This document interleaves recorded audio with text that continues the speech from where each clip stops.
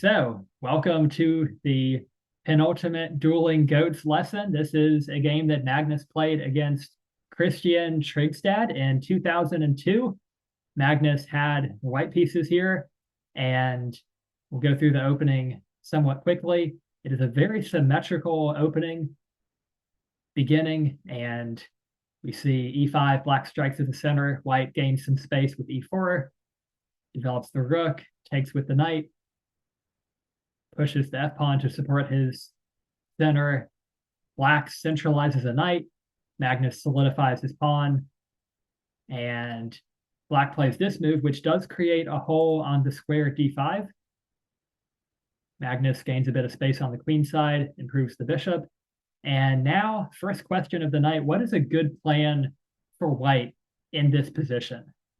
If you had the white pieces, what do you think you would try to do? Win the game. That's a good plan. I'd My like a boy's more learning. specific plan. Yeah, definitely. Because this is the thing, like in chess, you can have a decent position, but sometimes it's so hard to know what to do.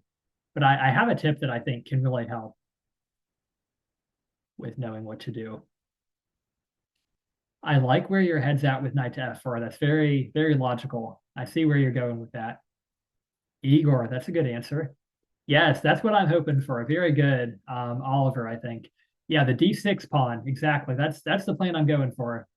Yeah, because you want to look at black's pawn structure and find the weakness that you can most easily attack. And this is a backward pawn on a half-open file. We've already got a little bit of pressure on it. And so if we pile up some things to attack this pawn, we could potentially give black a pretty hard time. I'm actually curious about what knight to f4 looks like. It seems like a decent move to me.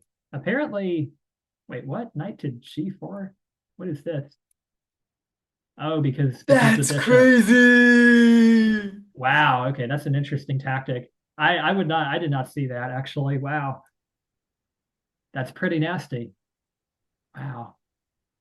Yeah, I mean the idea of knight to f4 is fine, I think, but wow, that's funny. Yeah, so queen to d2. This is what Magnus did. Magnus, of course, he sees everything. Bishop here. Rook moves over, doing the plan. He is attacking the backward pawn. This is often a really good idea in chess. You know, look for those weaknesses and then attack them. And it's going to make the opponent's pieces passive, even if you don't actually get to win the pawn. You still kind of accomplish your goal just by making your opponent's pieces passive. That's going to give you a really good position. And d6 is under defended here. Black did not like move the bishop back to defend it or anything. It looks like a free pawn. So would you take it? That is the question.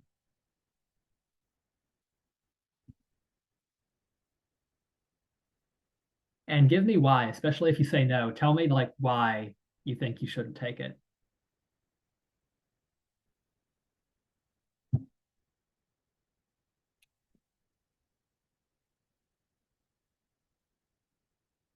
Knowing he is a grandmaster. That's a very fair answer. Yeah, it's unlikely a grandmaster would just give you a pawn when he doesn't have to. That makes a lot of sense.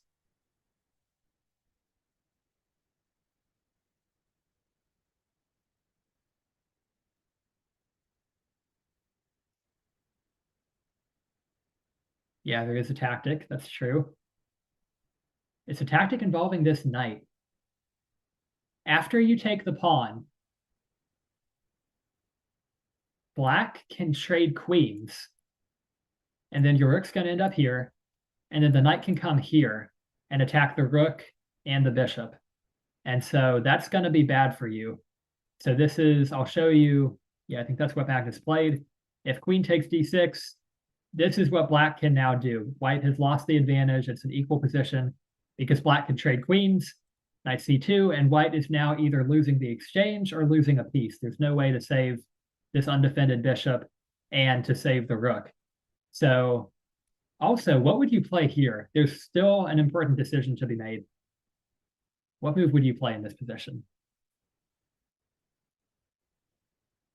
Because you've got to choose. Do you want to give up the bishop? Do you want to give up the rook? And how exactly would you do that?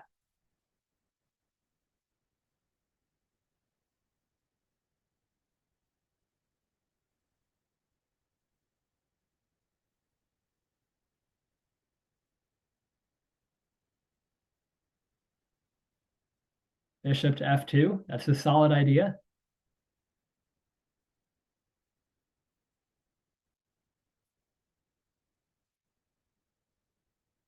Okay, nice. Yeah, that makes sense to me. Yeah, it's good that you're looking at the nuances of the position. Yeah, yeah, that's fair. Yeah, king to f2. Yeah, that's a good point. Yeah, in a real game, you don't know if you don't have like the prompting of the coach or the engine. You may it's a different game. But yeah, you're right. King to f2, of course, is what the engine says, and it is better to lose the exchange than an entire piece. So that's why. Bishop to d2 and bishop to f2 are both equally valid alternatives, apparently. Um, yeah, king to f2, knight takes uh, the rook, and then we would have an equal position here. So that was the tactic. That's why you don't take the free pawn. So Magnus instead went back and keeps his advantage because that's the kind of thing Magnus would do.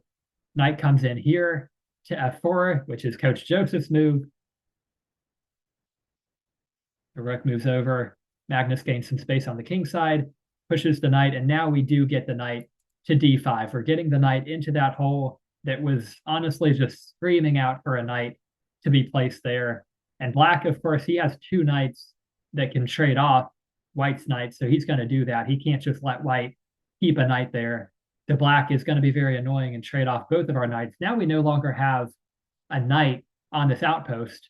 But we did gain some space. Now we have the center. We have a nice space advantage. But to counter that, black's fianchettoed bishop is ever so slightly more free to roam than our fianchettoed bishop is. So that's a little bit annoying. So black plays pawn to h6. And this move here, pawn to a5, interestingly, is one of the top moves in this position. And the author of the book points out that it actually prevents an immediate b5 by black. And when I first read that, I wasn't really sure, like, why? Why does that actually prevent b5? But what do y'all think?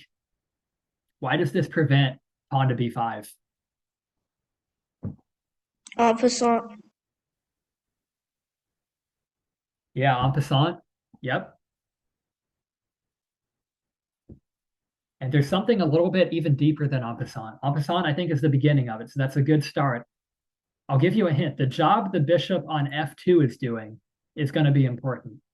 So after en passant and after queen takes, what move do you think you would play next? There's something you could do that'd be pretty annoying to black. And think about like pawn structure Pawn and creating moves weaknesses. forward, gaining space. Yes, exactly. And Coach Joseph has it as well. b4, very good. b4 is the move. I'll show you now.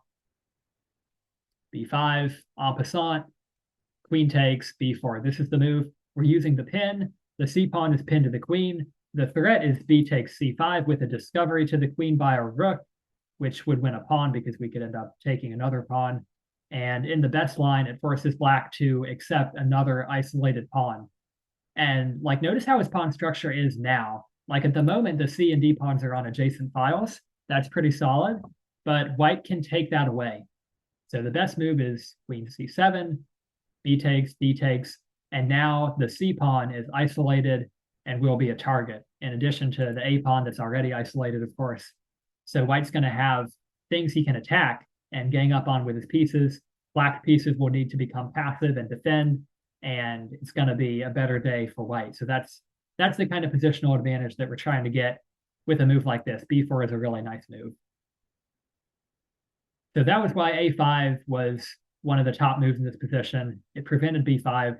Black would not want to do that because of the line that I just showed you. So black instead plays bishop to d7. White gains some space on the king side, starts an attack, takes with the queen. Black plays this move. Here comes white's attack. Here comes black making a passed pawn. And what do you think white is planning with this move? What do you think he wants to do next after moving the rook here? Make a battery with the queen. Very good. Yep, rook to g3, making a battery, and threatening checkmate is the answer. Very good. Yep. And so black in this position plays queen to c5. And how would you deal with this pin? Like if you were playing in a game, how do you think you would try to deal with this pin to the rook? You've got to save it somehow. Bishop f2, and then it would be a discovery to the queen. If the queen stays there and the rook moves to g3, it would be a discovery to the queen and threatening checkmate. Yes, brilliant. Yeah, well done, David. That's great. That's very, very dangerous. I like the way you're thinking. That's a great plan. I like it.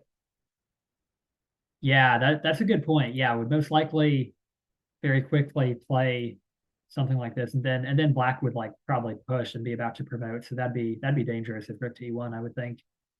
Yeah. King to f2 is something that I thought about. The best move is indeed bishop to f2, and that's what Magnus played. This is the only move to keep the advantage, in fact. So Magnus now renews the threat of rook to g3, like David said. And I know the bishop was developed, and so you brought it back. So you may have been thinking, I don't really want to do that. But the thing is, like, the bishop wasn't doing that much at this particular place in this position, but the rook is actually a piece that can make a really big threat in just a couple moves. So the rook is like the more important piece to get in the game. So you have to know like when to break the chess principles. And sometimes one piece's activity could become more important than another piece. So king to f2, I wanted to show you this because king to f2 keeps the rook pinned and loses white's initiative, which is incredibly important in mutual attacking positions like this. You know, white's trying to attack black, black's trying to push his pawn as quickly as he can. Black could play c2. Of course, the rook will blockade, but then black plays this, and now there's no rook to g3 because white stayed in the pin, and so white has lost the initiative. And he can try to keep attacking by pushing this pawn, but he's a little bit too slow. He can move the queen. Black can play this, and then black plays this move. And white's best here is actually to sacrifice the bishop on f6, trade the queens, and then play rook to e2 and eventually win the passed pawn. So that's not too good. Of course, black would be threatening to play queen to d2, and that would be threatening to attack the king and win the rook. So you don't want to let that happen. And yeah, so this would be that's why king to f2 is not that good. You don't want to lose the initiative. You don't want to lose your ability to make threats in a position like this. So bishop to f2 was played, c2 happens, and now f6. And in this position, it is white to move and simplify into a winning endgame. What would you do here? Rook It's a very cool g3. puzzle. Rook g3. Yeah, it's you've got the idea. It's not rook g3 though.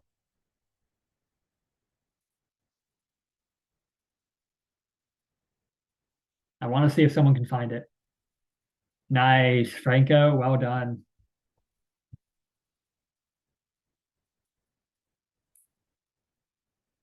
Yes, queen takes.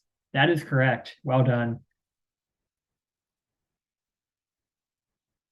Yep. And then you check with the rook.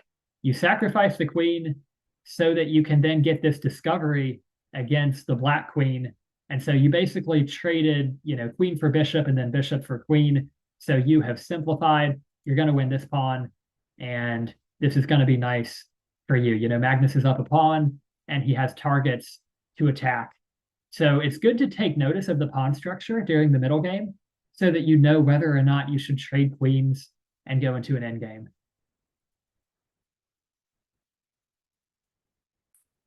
So next we see black plays pawn to b6, and it doesn't actually defend c5 all that effectively because white can just remove this pawn.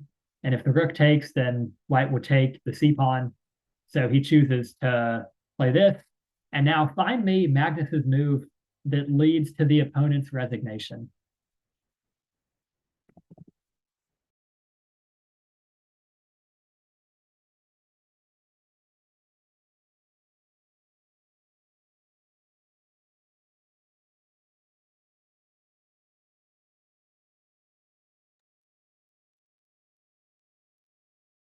I'll give everyone some time to think about it. It's not bishop to h3.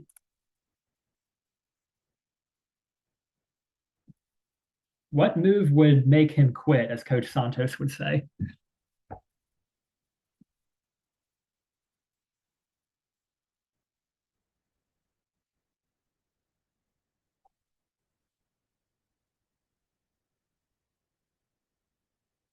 So the main plan in endgames, especially when you're up pawns, is going to be to make a pass pawn and promote a queen.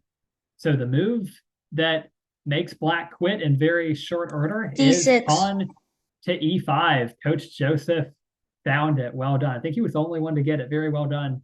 Yeah, e5 is going to lead to two connected path pawns, which is just going to be absolutely crushing.